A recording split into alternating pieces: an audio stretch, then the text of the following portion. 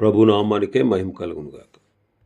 కూడి వచ్చిన మీ అందరికీ, కర్మల ఆత్మీయ సహవాస సంఘ విశ్వాసులందరికీ మన ప్రభువును ఆయన ప్రియ కుమారుడునైన యేసుక్రీస్తు వారి శ్రేష్టమైన నామములో శుభములు మరియు అందరికీ వందనములు.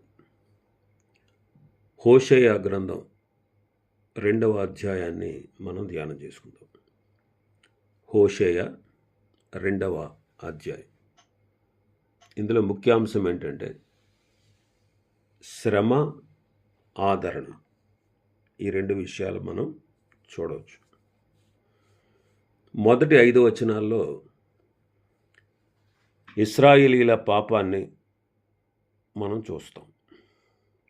6వ వచనం నుంచి 13వ వచనం వరకు వారికి కలుగు శ్రమలు మనం చూస్తాం. 14వ వచనం నుంచి చివరి వరకు ఇశ్రాయేలీల విమోచన,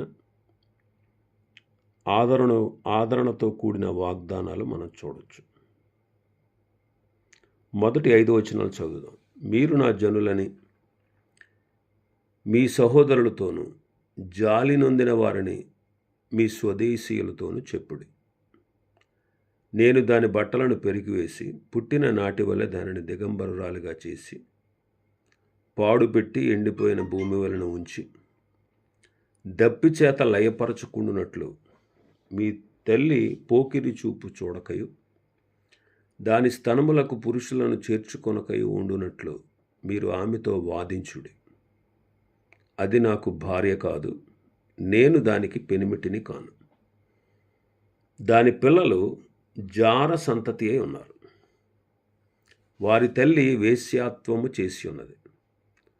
వారిని కన్నది అవమానకరమైన వ్యాపారము చేయున్నది గనుక వారి యందు నేను జాలిపడను.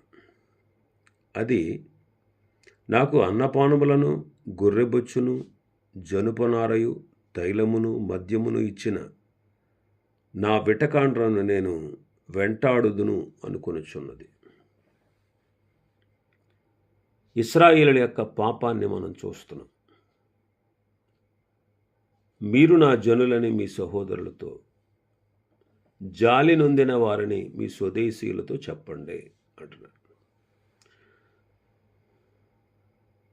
మన ప్రభువైన యేసుక్రీస్తు వారు సర్వలోకానికి సువార్తను ప్రకటించమని చెప్పారు. ఏ భేదము లేదు, అందరూ పాపము చేసి దేవుడు అనుగ్రహించు మహిమను పొందలేకపోవచ్చున్నారు. మరి ఈ సువార్తను అన్యజనులైన వారికి మనం బోధించాలి. ఎందుకంటే అన్యజనులైన వారు రక్షకుడైన యేసుక్రీస్తు ప్రభువును తెలుసుకొని ఆయన యందు వారు విశ్వాసం ఉంచులాగన మనం సువార్త ప్రకటించాలి. దేవుని పిల్లలైనటువంటి మన మనస్సాక్షి కల్మషము తోచకుండానట్లు ఆయన పిల్లలైనటువంటి మనం మన సాక్ష్యాన్ని సంఘములోను, లోకములోను చూపించాలి. అపొస్తలుల కార్యములు 1వ అధ్యాయం 8వ వచనంలో శిష్యులతో చెప్పిన మాట ఇదే. ఆయనను పరిశుద్ధాత్మ మీ మీదకి వచ్చినప్పుడు మీరు శక్తి నొందెదరు గనుక మీరు యెరూషలేములోను, యోదయ, సమరయ దేశముల యందంతటను భూదిగంతముల వరకును నాకు సాక్షులయ్యుందురని వారితో చెప్పాను. వాళ్ళు యెరూషలేములోను, యోదయలోను, సమరయ దేశాల్లోను భూదిగంతముల వరకు సాక్షులై ఉంటారు. అందుకే అపొస్తలుడైన పౌలు గారు అంటారు, రోమాపత్రిక 15వ అధ్యాయం 18-19 వచనాలు చూస్తే, ఎలాగనగా అన్యజనులు విధేయులగునట్లు వాక్యము చేతను, క్రియ చేతను, గురుతుల బలము చేతను, మహత్కార్యముల బలము చేతను, పరిశుద్ధాత్మ బలము చేతను, క్రీస్తు నా ద్వారా చేయించిన వాటిని గూర్చియే గాని మరి దేనిని గూర్చియో మాటలాడ తెగింపను. కాబట్టి యెరూషలేము మొదలుకొని చుట్టుపట్లనున్న ప్రదేశములందు ఇల్లూరికు ప్రాంతము వరకు క్రీస్తు సువార్తను పూర్ణముగా ప్రకటించి ఉన్నాను.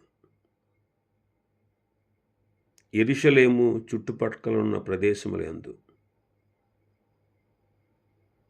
ఇల్లూరికు ప్రాంతం వరకు క్రీస్తు సువార్తను సంపూర్ణంగా నేను ప్రకటించాను అంటున్నారు పౌలు.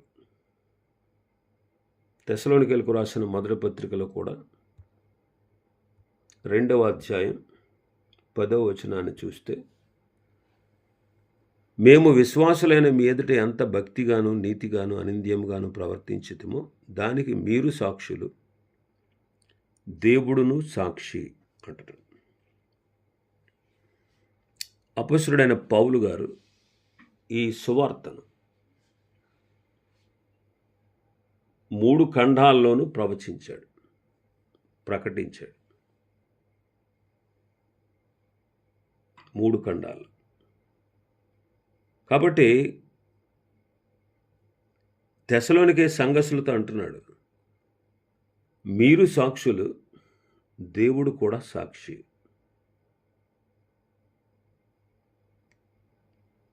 కొలసీ పత్రిక 4వ అధ్యాయం 5వ వచనం చదివితే, కొలసీ పత్రిక 4వ అధ్యాయం 5వ వచనం, సమయము పోనీయక సద్వినియోగం చేసుకొనొచ్చు, సంఘమునకు వెలుపటి వారి ఎడల జ్ఞానము కలిగి నడుచుకోండి అంట. సంఘమునకు వెలుపటి వారి ఎడల. అందుకే తిమోతి పత్రికలో మనం చూస్తాం. తిమోతి మొదటి పత్రిక 3వ అధ్యాయం 6-7 వచనాలు. అతడు గర్వాంధుడై అపవాదికి కలిగిన శిక్షావిధికి లోబడకుండానట్లు క్రొత్తగా చేరినవాడై ఉండకూడదు, మరియు అతడు నింద పాలై అపవాది ఊరిలో పడిపోకుండానట్లు సంఘమునకు వెలుపటి వారి చేత మంచి సాక్ష్యము పొందినవాడై ఉండాలి. సంఘమునకు వెలుపలి వారి చేత మంచి సాక్ష్యము పొందినవారై ఉండాలి. ప్రభువు ఇశ్రాయేలుతో మాట్లాడుతూ ద్వితీయోపదేశకాండం 4:6లో చెబుతారు ఆయన, ఈ కట్టడలన్నిటినీ మీరు గైకొని అనుసరింపవలెను. వాటిని గూర్చి విను జనుల దృష్టికి అదే మీకు జ్ఞానం, అదే మీకు వివేకం. వారు చూచి నిశ్చయముగా ఈ గొప్ప జనము జ్ఞాన వివేచనలు గల జనమని చెప్పుకుందు. కాబట్టి ఇశ్రాయేలీయులు దేవుని యొక్క ఆజ్ఞలు కట్టడలు గైకొని అనుసరించాలి. వాటిని గూర్చిన వినినటువంటి జనుల దృష్టికి అదే మీకు జ్ఞానము, అదే మీకు వివేకము. వారు ఏమంటారు? ఈ గొప్ప జనము జ్ఞాన వివేకములు గల జనము అని చెప్పుకుంటారు. అందువల్ల మంచి సాక్ష్యము వారు కలిగి ఉంటారు. తద్వారా అనేకులు ప్రభువును తెలుసుకోవడానికి, ఆయన అంగీకరించడానికి, విశ్వసించడానికి కారణమవుతుంది. కాబట్టి ఆది సంఘములో కూడా ఆది సంఘస్థుల యొక్క సాక్ష్యం, వారి యొక్క జీవన విధానాన్ని బట్టి ప్రతిదినము అనేకులు రక్షణ పొందుచూ వచ్చారు. అపొస్తలుల కార్యములు 2వ అధ్యాయం 41వ వచనం నుంచి, కాబట్టి అతని వాక్యమును అంగీకరించిన వారు బాప్తిస్మము పొందిరి. ఆ దినమందు ఇంచుమించు 3,000 మంది చేర్చబడిరి. వీరు అపొస్తలుల బోధ యందును, సహవాసమందును, రొట్టె విరుచుట యందును, ప్రార్థన చేయుట యందును ఎడతెగక ఉండిరి. అప్పుడు ప్రతి వానికి భయము కలిగిన, మరియు అనేక మహత్కార్యములు సూచక క్రియలు అపొస్తలుల ద్వారా కలిగిన.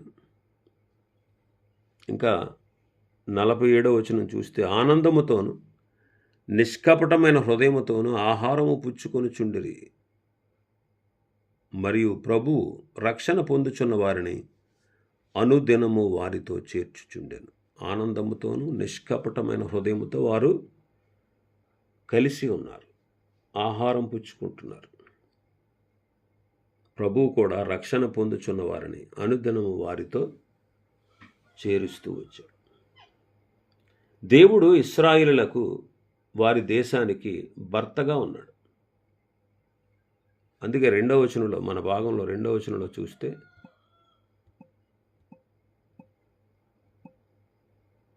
2వ వచనం, నేను దాని బట్టలను పెరికివేసి పుట్టిన నాటి వలె దానిని దిగంబరురాలినిగా చేసి పాడుపెట్టి ఎండిపోయిన భూమి వలెను ఉంచి దప్పి చేత లయపరచబడకుండునట్లు అంటున్నాడు. లయపరచబడకుండునట్లు అంటున్నాడు. ఇశ్రాయేలీలు వారి యొక్క స్థితిని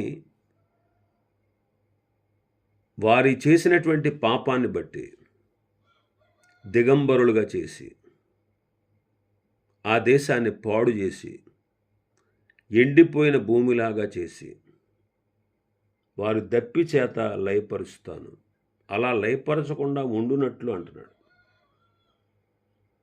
యెహెజ్కేలు గ్రంథంలో చదువుతాం, నేను నీ వద్దకు వచ్చి నిన్ను చూడగా ఇష్టము పుట్టించు ప్రాయము నీకు వచ్చి ఉండెను గనుక నీకు అవమానము కలగకుండానట్లు నేను పెళ్లి చేసుకుని నీతో నిబంధన చేసుకొనగా నీవు నా దానివైతివి అంటున్నాడు. ఇశ్రాయేలీలను ఆయన పెళ్లి చేసుకున్నాడు, అంటే వాళ్ళకి భర్తగా ఉన్నాడు. ఆ వివాహ వేదిక ఎక్కడంటే సీనాయి కొండ.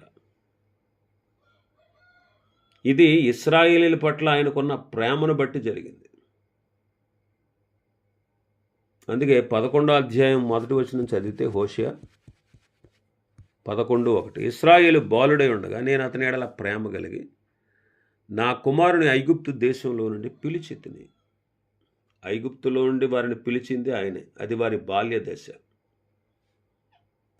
ఇర్మియా గ్రంథం 2వ అధ్యాయం 1-3 వచనాలు చూస్తే, మరియు యెహోవా వాక్కు నాకు ప్రత్యక్షం ఇలాగ సెలవిచ్చాను, నీవు వెళ్ళి యెరూషలేము నివాసుల చెవులలో ఈ సమాచారము ప్రకటించు. యెహోవా సెలవిచ్చినదేమనగా, నీవు అరణ్యములోను విత్తనములు వేయదగని దేశములోను నన్ను వెంబడించుచు నీ యవ్వన కాలంలో నువ్వు చూపిన అనురాగమును నీ వైవాహిక ప్రేమను నేను జ్ఞాపకము చేసుకొనుచున్నాను. యవ్వన కాలములో వారు అరణ్య యాత్రలో ఉన్నారు. ఆ తర్వాత ఏం చేశారు? బంగారు దూడను ఒక దాన్ని చేసుకుని విగ్రహారాధికులైపోయారు. ఆ తర్వాత క్రమక్రమంగా వారు ఇతర దేవతలను పూజిస్తూ వచ్చారు. అందుకే 3-4 వచనాలు చూస్తే, మన భాగంలో 3-4 వచనాలు చూస్తే, మీ తల్లి పోకిరి చూపు చూడక దాని స్తనములకు పురుషులను చేర్చుకొనకై ఉండునట్లు మీరు ఆమెతో వాదించుడి. అది నాకు భార్య కాదు, నేను దానికి పెనిమిటిని కాను. దాని పిల్లలు జార సంతతి ఉన్నారు, వారి తల్లి వేశ్యాత్వము చేసి ఉన్నది, వారిని కన్నది అవమానకరమైన వ్యాపారము చేయనది కనుక వారి యందు నేను జాలిపడను అంటున్నాడు. దాని పిల్లలు జార సంతతి ఉన్నారు, వారి తల్లి వేశ్యాత్వము చేస్తూ ఉంది కనుక నేను వారి యందు జాలిపడను అంటున్నాడు. ఇశ్రాయేలీలు యెహోవాను విడిచి బయలును అనుసరిస్తూ, బయలుదేవతను అనుసరిస్తూ వారు దేవుని నుంచి దూరం అయిపోయారు. అవమానకరమైనటువంటి వ్యాపారాన్ని చేశారు. అందుకే నేను దాని మీద జాలిపడను అంటున్నాడు. యెషయా గ్రంథం 1వ అధ్యాయంలో చదువుతాం, నమ్మకమైన నగరము వేశ్యయనే అంటాడు. ఇప్పుడు వ్యభిచారం అంటే ఏంటంటే లోక స్నేహం. యాకోబు పత్రికలో మనం చదువుతాం, లోక స్నేహము దేవునితో వైరమని మీరు ఎరగరా అంటాడు. కనుక లోకాన్నైనా లోకములో ఉన్నవాటినైనా ప్రేమించొద్దు అంటాడు. యోహాను మొదటి పత్రిక 2వ అధ్యాయం 15-17 వరకు మనం చూస్తే, ఈ లోకమునైనను లోకములో ఉన్నవాటినైనను ప్రేమింపకుడి. ఎవడైనను లోకమును ప్రేమించిన ఎడల తండ్రి ప్రేమ వానిలో ఉండదు. లోకములో ఉన్నదంతయు అనగా శరీరాశయు నేత్రాశయు జీవపు డంబమును తండ్రి వలన పుట్టినవి కావు, అవి లోక సంబంధమైనవి. లోకమును దాని ఆశయు గతించిపోవుచున్నవి గాని దేవుని చిత్తమును జరిగించువాడు నిరంతరము నిలుచును అంటాడు. అందుకే లోకము దాని ఆశలు గతించిపోతాయి. లోకంలో ఉన్నదంతా ఏంటి? శరీరాశ, నేత్రాశ, జీవపు డంబం. ఇంకా మనం చూస్తే లోకంలో విగ్రహారాధన ఉంది. కొలసీ పత్రికలో మనం చెబుతాం, విగ్రహారాధనను ధనాపేక్షను చంపివేయండి. మత్తయి సువార్త 6లో ప్రభు అంటారు, నీ ధనం ఎక్కడ ఉండును అక్కడనే మీ హృదయం ఉంటుంది. కనుక వీటన్నిటిని విసర్జించి అన్నిటికంటే ముఖ్యముగా మనం ప్రభువును ప్రేమించాలి. అందుకే ప్రభు మత్తయి సువార్త 10:37లో చెప్తారు. మరి 10వ అధ్యాయం 37వ వచనాన్ని మనం చూస్తే, తండ్రినైనను తల్లినైనను నాకంటే ఎక్కువగా ప్రేమించేవాడు నాకు పాత్రుడు కాడు, కుమారునినైనా కుమార్తెనైనా నాకంటే ఎక్కువగా ప్రేమించేవాడు నాకు పాత్రుడు కాడు, తన సిలువనెత్తుకుని నన్ను వెంబడింపనివాడు నాకు పాత్రుడు కాడు. తన ప్రాణమును దక్కించుకునేవాడు దాన్ని పోగొట్టుకుంటాడు, కానీ నా నిమిత్తము తన ప్రాణమును పోగొట్టుకునేవాడు దానిని దక్కించుకుంటారు అంటున్నారు. కాబట్టి అన్నిటికంటే అందరికంటే ముఖ్యముగా మనం ప్రభువును ప్రేమించాలి.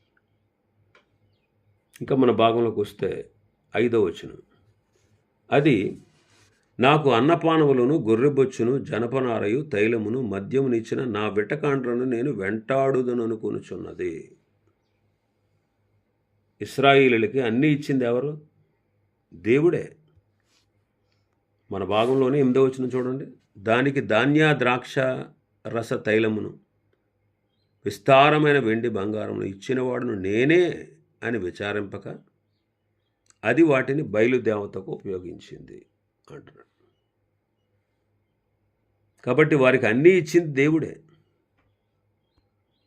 వారికి అన్నీ ఇచ్చింది దేవుడే. ద్వితీయోపదేశకాండం 7:13 చూస్తే, ఆయన నిన్ను ప్రేమించి ఆశీర్వదించి అభివృద్ధి చేసి నీకిచ్చేదనని నీ పితరులతో ప్రమాణం చేసిన దేశములో నీ గర్భఫలమును, నీ భూఫలమైన నీ సస్యమును, నీ ద్రాక్షారసమును, నీ నూనెను, నీ పశువుల మందలను, నీ గొర్రెల మందలను, మేకల మందలను దీవించును. ఆయనే దీవించాడు. అన్నీ ఇచ్చినవాడు ఆయనే. అన్నీ ఇచ్చినవాడు ఆయన. మీరు కట్టని పట్టణాలను నేను మీకు ఇచ్చాను, మీరు వాటిలో నివసిస్తున్నారు. మీరు నాటని ద్రాక్ష తోటల పండ్లను, ఒలివ తోట పండ్లను మీకు ఇచ్చాను, వాటిని మీరు తింటున్నారు. యెహోషువ గ్రంథంలో ఈ మాటలు ఉంటాయి. అయితే అన్నీ ఇచ్చినవాడు ఆయనే అనేటువంటి విషయాన్ని వారు విచారింపక వాటిని ఇతర దేవతలకు వినియోగించారు. అన్నీ ఇచ్చింది ఆయనే. అది విచారించకుండా, అది తెలుసుకోకుండా వాటిని బయలుదేవతకు ఉపయోగించారు. ఈనాడు దేవుడు మనకు అన్నీ ఇచ్చాడు. ఈనాడు మనకు దేవుడు అన్నీ ఇచ్చాడు.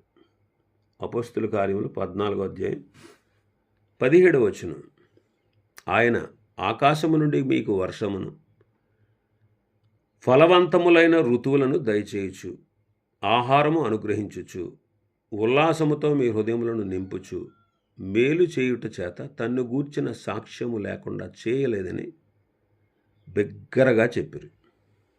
ఆయన ఏమిస్తున్నాడంటే ఆకాశం నుండి వర్షం, ఫలవంతమైన ఋతువులు, ఆహారాన్ని అనుగ్రహిస్తూ మన హృదయాలను ఉల్లాసముతో నింపుచు మేలు చేస్తూ ఉన్నాడు. ఇవన్నీ ఇచ్చింది ఆయనే. ఈ లోకములో మనం జీవించడానికి సమస్త సదుపాయాలు కలగజేసింది ఆయనే. వెలుగును కలగజేసిన వాడు ఆయనే. ఆకాశ విశాలాన్ని, గాలిని కలగజేసిన వాడు ఆయనే. భూమిని, సకల విధమైనటువంటి పోషణకరమైన ఆహార పదార్థాలని కలగజేసిన వాడు ఆయన. సూర్యచంద్ర నక్షత్రాలను కలగజేసిన వాడు ఆయన. ఋతువులను, కాలములను నిర్ణయించిన వాడు ఆయనే. ఆకాశ పక్షులను, భూజంతువులను, మృగాల్ని, పురుగుల్ని, సమస్త జలచరాల్ని, సమస్త జీవరాశుల్ని, మానవునికి ఉపయోగకరమైన సహకారమైనటువంటి పశువుల్ని, ఇవన్నీ కలగజేసింది ఆయనే. కలగజేసింది ఆయనే. ఈనాడు మనం భక్తిగా ఉండడానికి తన కుమారుణ్ణి మన పాప ప్రాయశ్చిత్తముగా ఉండుటకు దేవుడు మనకు తన కుమారుణ్ణి అనుగ్రహించాడు. యోహాను మొదటి పత్రిక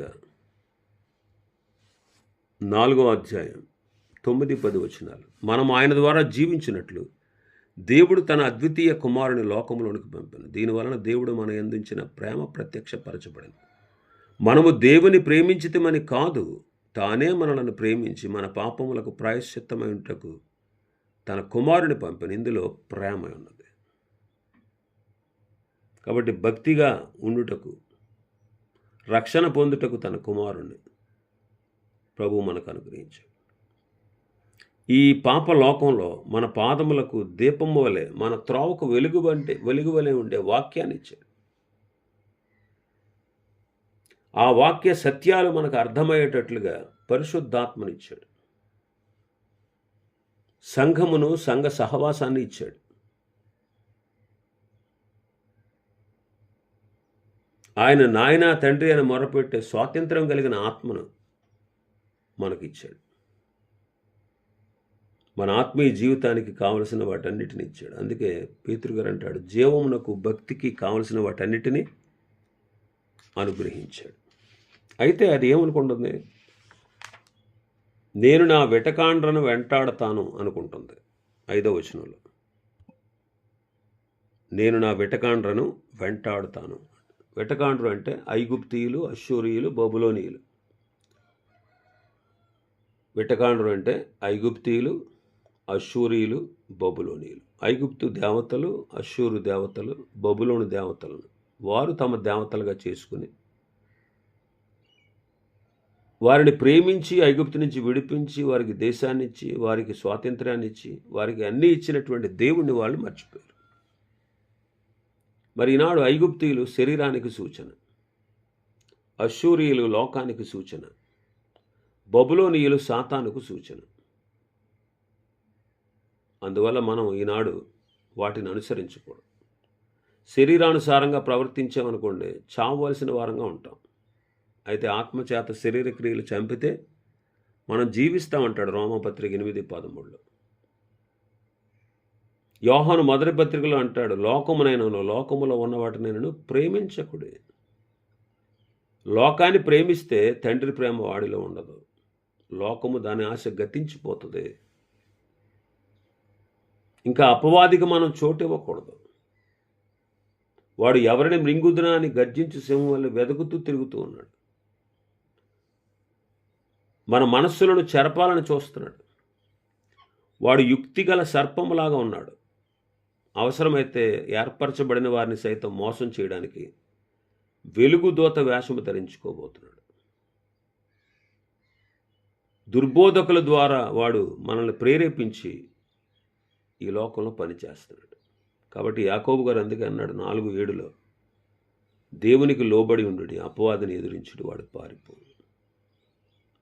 శిష్యుడైన యోహాను గారు అంటారు, యోహాను మొదటి పత్రిక 5వ అధ్యాయంలో, దేవుని మూలముగా పుట్టినవాడు తన్ను భద్రము చేసుకొనును గనుక దుష్టుడు వాడిని ముట్టడు అంటాడు. కాబట్టి మనం ఈ విషయాల్లో జాగ్రత్తగా ఉండాలి. కాబట్టి ఏమనుకుంటుందంటే, నా వెటకాండ్రను నేను వెంటాడుతాను అనుకుంటుంది. క్రీస్తుని ఎరిగి ఉండి కూడా ఈ రోజుల్లో చాలామంది అనవసరంగా ప్రభువుని నమ్మాను, లోకంలో లేను అని బాధపడే వాళ్ళు కూడా ఉన్నారు ఈ లోకంలో, విశ్వాసులైన వారు. కాబట్టి జాగ్రత్త. వెటకాండ్రను మనం వెంటాడకూడదు. వెటకాండ్రని చెప్పాం కదా, శరీరాశలు, అలాగే లోకం, అలాగే సాతాను. వీరిని మనం ఏమాత్రము వెంబడించకూడదు. వెంబడిస్తే మనం ఆత్మీయంగా దిగజారిపోతాం. ఇంకా అనేకమైన సంగతులు ఈ అధ్యాయంలో ఉన్నాయి. ప్రభు చిత్తమైతే రేపటి దినం మరికొన్ని విషయాలు ధ్యానం చేసుకుందాం. దేవుడి వర్తమాన వాక్యాన్ని మన వినికిడిలో ఆశీర్వదించును గాక. ఆమేన్.